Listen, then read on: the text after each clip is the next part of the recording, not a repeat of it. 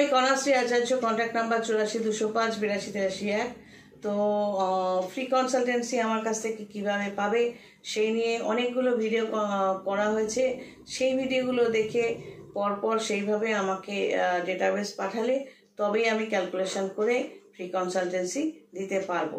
কিন্তু free consultancy একবারই নেওয়ার জন্য চেষ্টা করবে। বারবার ফ্রিতে কথা বলাটা কীরকম নির্লজ্জ মনে হয় না?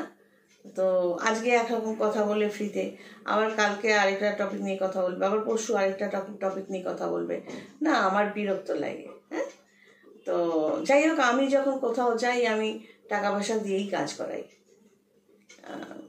তো আজকের সাবজেক্টটা হচ্ছে, আগে একটু বলে দিই, ফার্স্ট এই ড্রেসটা পরে যে আগের একটা ভিডিও দিলাম যেখানে সংখ্যাতত্ত্ব 18 এবং টেসলা নাম্বারটা নিয়ে আলোচনা করলাম, সেখানে একটা জিনিস বলা হয়নি, যেটা এখানেও বলবো, দুটো একই জায়গায় বলা যায়। সেটা হলো, দেখো, একটা বাংলায় কথা আছে, কপালের নাম গোপাল। এই গোপালের ব্যাপারটা কিন্তু মারাত্মক। এটা বুঝতে হবে যে আমরা যা ছুড়ে দিই দুনিয়াতে সেটাই আমরা ফেরত পাই। মানে আবারও সেই তোমাদের বিরক্ত লাগতে পারে, যা ব্যবহার করব, যা রুচির পরিচয় দেব, যা ভাষা ব্যবহার করব, যা চিন্তাধারা নিজের লাইফে অ্যাপ্লাই করব, এই সমস্ত কিছু আমাদের কাছে ঘুরে ফিরে আসে। তো আগের জন্মে কি করেছে এখানে চলে আসছে, আগের জন্ম পরের জন্ম হয় কি না হয়, না না, ও তর্ক, যার তর্ক করা সে করুক। কি আমি বলছি, আমি ধরে নিচ্ছি রিইনকার্নেশন শব্দটাও আছে, মানে পুনর্জন্ম। তো আগের জন্মে আমরা যখন কিছু ফল ভোগ না করে বা দুর্ভোগ না করে, ভালো কর্মের ফলটা ভোগ করা আর খারাপ কর্মের ফলটা দুর্ভোগ করা ধরে নিলাম। তো ভোগ বা দুর্ভোগ না করে যদি কেউ মরে গিয়ে থাকে, তো সে সেখান থেকে প্রকৃতির নিয়মে বেরোতে পারবে না, তাকে আবারও জন্মাতে হবে কর্ম অনুযায়ী, এবং ভোগ বা দুর্ভোগ তাকে করতেই হবে। এই জন্য 20-22 বছর পর্যন্ত আগের জন্মের কর্মফলটা কিছুটা তো অনেকটাই থাকে। তাই 20-22-এর মধ্যে যারা পড়ছে তাদের নিয়ে আমি খুব একটা ইন্টারেস্টেড থাকি না, কারণ আগের জন্মের কর্মফলটা ভোগ দুর্ভোগ করা এবং তার মধ্যে থেকে নিজের কর্মের মাধ্যমে নিজেকে এগিয়ে নিয়ে যাওয়া, এটা খুবই কঠিন ব্যাপার। নিজেকে নিজের মতো তৈরি করা, এই জন্মেও কিন্তু একটা কর্মের হাউস আছে। তো সেই জিনিসগুলো বয়স কম বলে এরা ঠিক নিতেও পারে না, আর আমারও ইচ্ছে করে না ভেজে করতে। তো যেটা বলছি, ওই নাম্বারিং বলো, নিউরোলজির সাহায্য নাও, চাই বাস্তুবিদের সাহায্য নাও। আমাকে অনেকে জিজ্ঞেস করেন, আচ্ছা অমুক জায়গায় রান্না করবো, এই করবো। আমি সব জায়গায় বলি, বা কেউ হয়তো বলো কোন পাথরটা পড়বো, আমি একটাই বলি, কপালের নাম গোপাল। মানে হচ্ছে, তোমার আগের জন্মের কর্মফলে কিন্তু ভোগ বা দুর্ভোগটা তুমি এই জন্মে শুরু করেছো। কিভাবে জন্মাবে, কোথায় জন্মাবে, কতটা পয়সা তোমার হাতে থাকবে, টাকা পয়সার অধিকারী হবে কিনা, নিজের প্রফেশন হবে কিনা, নিজের দেখতে কিরকম হবে মাথা থেকে পা পর্যন্ত, হ্যাঁ, সবকিছু, তোমার গায়ের রং, তোমার চুল, সবকিছু কিন্তু তোমার কর্মফলের ওপরই ভোগ বা দুর্ভোগ তুমি করবে।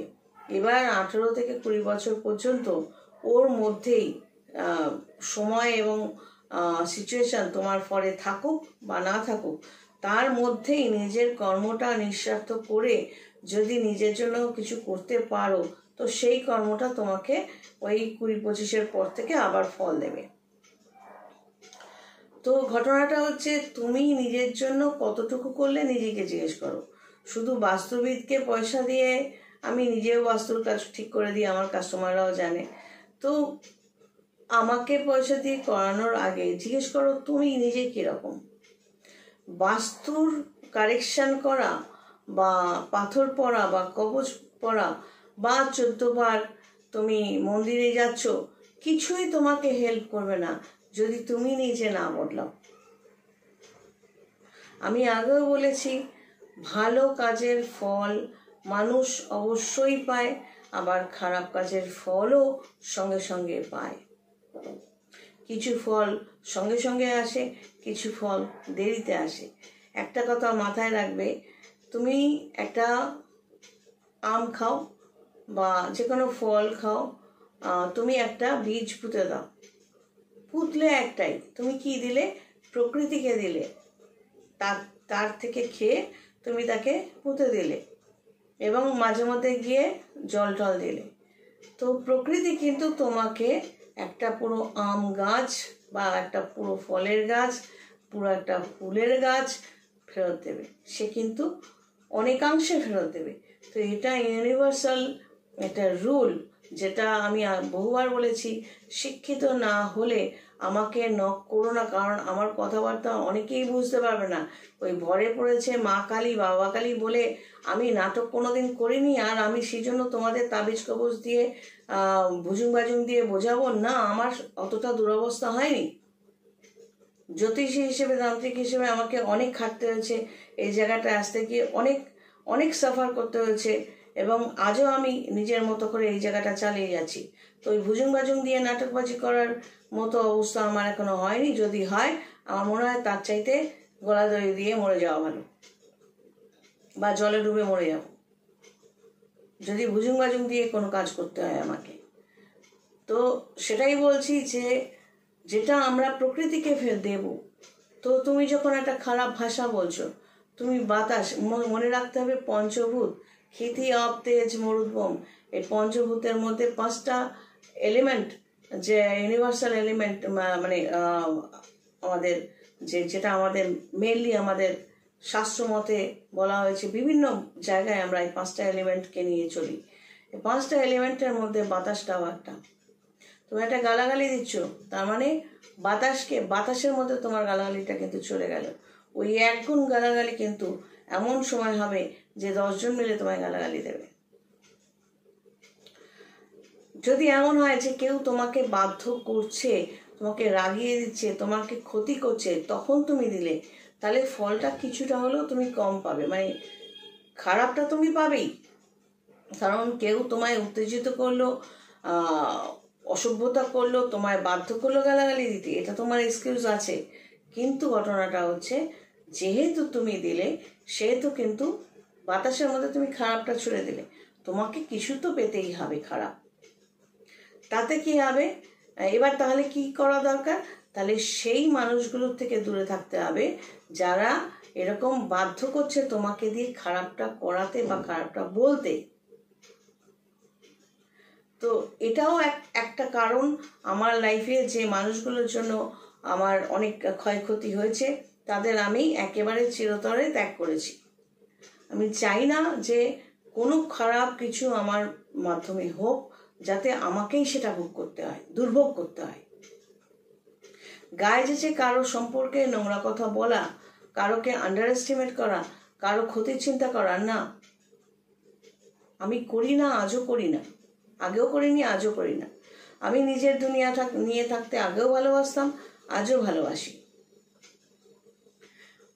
তো অনেকে হয়তো আমার মতো অনেকে আছে জিজ্ঞেস করবে, আপনার বিয়ে কবে হয়েছিল, বাচ্চা নিয়েছেন কিনা, হ্যাঁ না না তা না, সব কিছু অন্য কিছু ওরিয়েন্টেড। আমার প্রশ্ন জাগে সেই সব কুটকাচালি শাকচুন্নি মহিলাদের, পিসিমাসিদের, যে তোমাদের নিজস্ব কোনো দুনিয়া নেই না, যেটা নিয়ে ঘন্টার পর ঘন্টা লেগে থাকা যায়? বলবে হ্যাঁ হ্যাঁ আছে তো, আমরা তো রিল দেখি বসে বসে, আর নাচ গান করি হাফ প্যান্ট পরে, বলতেই পারে, আর কুটকাচালি করি। তো যাই হোক, খারাপ ভাষা, খারাপ চিন্তাধারা, অন্যকে আন্ডার এস্টিমেট করা, স্বার্থপরতা, এরকম অনেক নেগেটিভ জিনিস আছে। ওই যে আম গাছের উদাহরণ দিলাম, যত তুমি ছুড়বে, ভাববে, হ্যাঁ এই খারাপটা করবে, আর তো সেরকম যেমন তুমি 10 গুণে ফল পাবে। প্রকৃতিকে একটা আঁটি দিলে সেটা একরকম আম গাছ হলো। যদি সেটাকে নারিশ করো, জল, সার ইত্যাদি দাও, খুব ভালো আম গাছ হবে। তো তোমার কর্মটা যদি ভালো, খুব ভালো, খুব ভালো হতে থাকে, তোমার ভালো পাওয়াটা কেউ আটকাতে পারবে না। সেখানে কোনো তেসলা নাম্বার, কোনো 18 নাম্বার, কোনো তাবিজ কবজ কিছুই দরকার পড়বে না। তোমার কর্ম, তোমার বিশ্বাস, তোমার মানসিকতা তোমাকে ভালোর দিকে টেনে নিয়ে যাবে, এবং তার রিফ্লেকশন তোমার মাথা থেকে পা পর্যন্ত অবশ্যই পড়বে। বলে না স্বর্গ সুখ আর নরক যন্ত্রণা, এই জায়গাটার সাথে রিলেটেড হলো যে যতক্ষণ বেঁচে থাকবে নিজের জন্য নিজের দুনিয়ায় করার চেষ্টা করো, নিজেকে কিছু নলেজ ইনপুট করো, নিজের মধ্যে ঢোকাও, ভালো খাওয়া দাওয়া করো। অনেকে ভালো খাওয়া দাওয়া বলতে বোঝে মাছ মাংস মাটন ডিম হেনা তেনা এরকম বিরিয়ানি, তারপর আর কিছু পোলাও লুচি কালিয়া এরকম বোঝে ভালো খাওয়া দাওয়া। না, ওরকম ভালো খাওয়া দাওয়া করলে না প্রেশারটা চচার করে পারবে। তো ওগুলো যদি ভালো, এত রিচ খাবার যদি ভালো খাওয়া দাওয়া হতো তাহলে হাই প্রেশার হয়ে আরও প্রবলেম হয়ে বিছানায় পড়ে যেতে হতো না। তো ভালো খাওয়া দাওয়া মানে সাত্বিক খাওয়া দাওয়া, কথাবার্তা ভালো হতে হবে, খাওয়া দাওয়া নিরামিষ হলে খুবই ভালো, মাঝে মধ্যে মাছ মাংস খাও, আর বাসি পচা না, ফ্রিজে রেখে মশলাপাতি সেসব না, ডেলি খাওয়ার চেষ্টা করো এবং পরিষ্কার পরিচ্ছন্ন থাকার চেষ্টা করো, সব কিছু ভালো করে ধুয়ে খাওয়ার চেষ্টা করো, মানুষের পাশে থাকার চেষ্টা করো।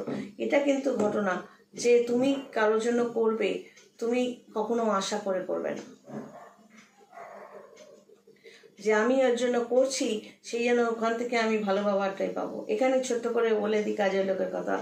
কাজের যারা কাজ করে এসছে আমার কাছে, বা ছোট থেকে দেখেছি যারা কাজ করতো এবং বয়স হওয়ার পরও যা দেখেছি, তারা কেউ কিন্তু ভালো জিনিসটা ফেরত দেয়নি। যতক্ষণ টাকা দিতে পারবো ততক্ষণ দিদি ম্যাডাম করে অনেক কিছু করবে।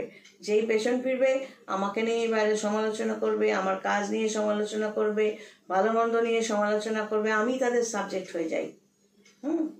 তো আমি যখন কারোর জন্য করি, আত্মীয় স্বজনদের ক্ষেত্রেও তাই, টাকা দাও কি হেল্প করো যতটুকুই করে থাকি না কেন, আমি কোনোদিন কিছু আশা করে করিনি, আমি নিউট্রালি করেছি। দিলে ভালো, যদি ফেরত দেয় সম্মান বা কৃতজ্ঞতা স্বীকার করে ভালো, না দিলেও ক্ষতি নেই, কারণ আমি কিছু আশা করে করিনি। এবার এই জায়গাটা থেকে পজিটিভনেস চলে আসে, সেটা নিয়ে পরের সাবজেক্টটা করছি, পরের ভিডিওটা করব। তো এই যে আশা করা, যে বাবা মা ধরো অনেকেই সংসারের জন্য করতে করতে অসুস্থ হয়ে পড়লো এবং তারপর এই রোগে ধরলো সেই রোগে ধরলো, টাকা নেই, এই সমস্যা সেই সমস্যা।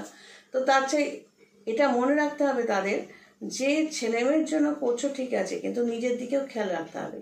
যতক্ষণ তোমার দাম আছে ততক্ষণই কিন্তু তুমি প্রয়োজনীয়।